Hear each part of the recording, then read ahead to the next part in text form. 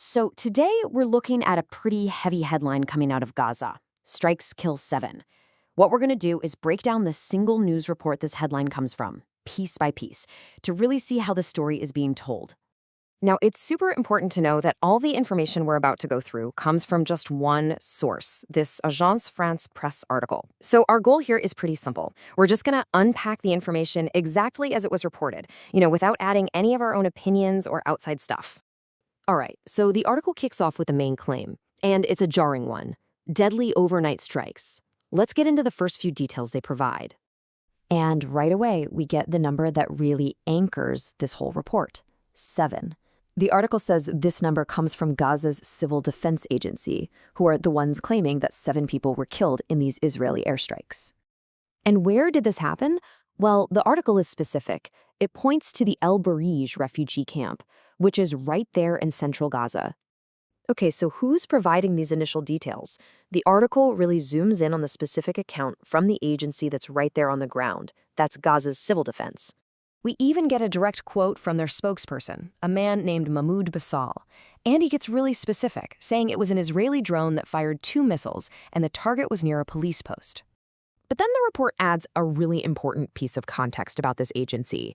It notes that this civil defense agency, well, it operates as a rescue service, but it does so under Hamas. And that little detail becomes pretty important for what's coming up next. Okay, so that's one account of what happened. But of course, that's not the whole story presented in the article. Next up, the report brings in the Israeli military side of things, their counterclaim. And this is where you see the core disagreement in the report, laid out side by side. On one hand, you have Gaza's civil defense saying the strike hit near a police post. But on the other hand, the Israeli military says they struck an armed terrorist cell. I mean, it's the exact same event, but 2 completely different descriptions of what happened. So you've got these 2 conflicting stories. And right in the middle of that, the article shifts its focus to something that isn't really in dispute: the human toll. And this is documented through what the local hospitals were reporting. So the numbers on casualties came in from 2 different hospitals.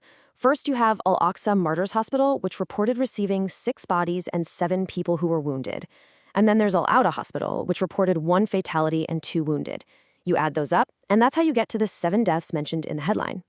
But it's not just about the number of people who died. The report also highlights how severe the injuries were. And this number, 4, really stands out. 4 of the people who were wounded were listed in critical condition. And the article doesn't just leave it at that. It explains why they were in such critical condition, quoting the hospital's description of direct impacts to the face, torso, and other parts of the body. It's a really graphic detail for sure, but it takes these abstract numbers and makes the reality of the situation feel much more real.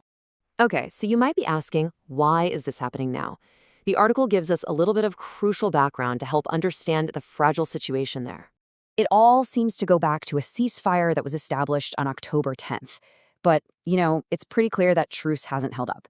The reality now is daily violence, and the report says both Israel and Hamas are pointing fingers, accusing each other of breaking the truce. It's just this constant, tragic cycle.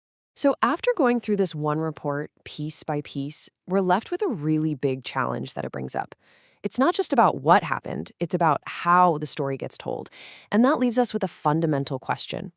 When the main accounts of an event are in complete opposition, how can we, or anyone, really, truly know what happened on the ground? It's the dilemma you face every time you read the news from a conflict zone.